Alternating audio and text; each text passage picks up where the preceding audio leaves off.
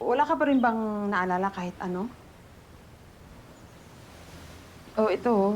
Ano, pa-print ako ng balita. Tingnan mo.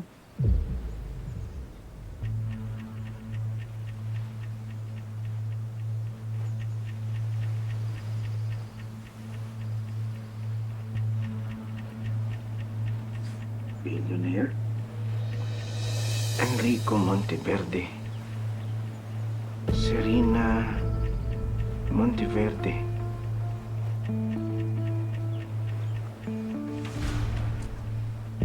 Wala akong maalala.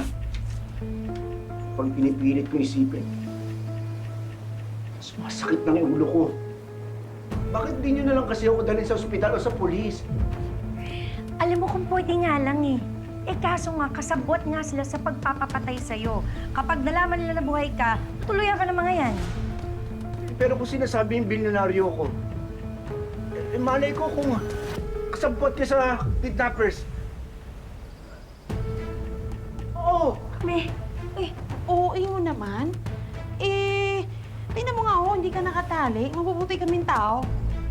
Nilagay ka lang namin din sa bodega para hindi ka mapahamak, para walang makakita sa'yo. Oo, tsaka Pasensya na, syempre- sir, hindi ako maniniwala sa inyo. Alam mo, Enrico, gusto ka lang naman namin protektahan. Kaya maniwala ka sa amin. Tektahan? Bakit? Hindi.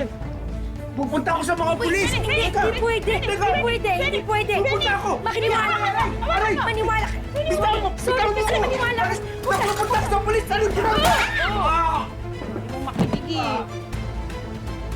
Ginawa mo! Kasi ano makinig? Tapos makalabas doon, anong gagawin natin? Mapapahamak siya.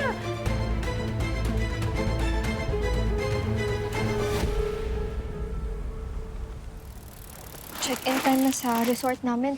Kailangan ko na mauna, ah. Angel! Angel! Can you do me one more favor? Oo naman. Ano yun? Miguel Miraflor? Jacob ng Siklab. Wow! Uy! Grabe! Alam mo bang hirap na hirap ako makakuha ng ticket nyo?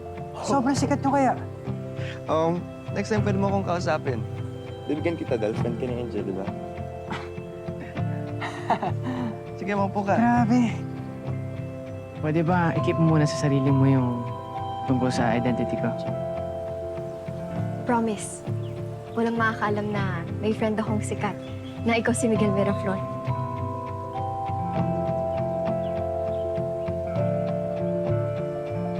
Tara, Zion.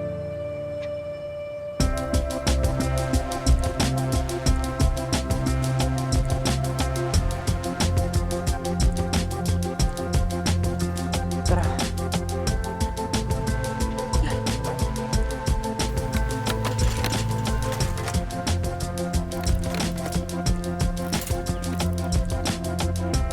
Okay ka na?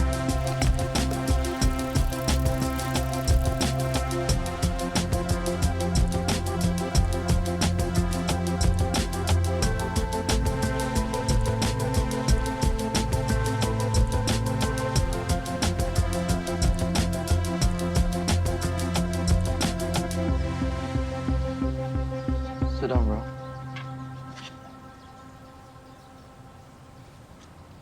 I swear the lens I would go for you're crazy.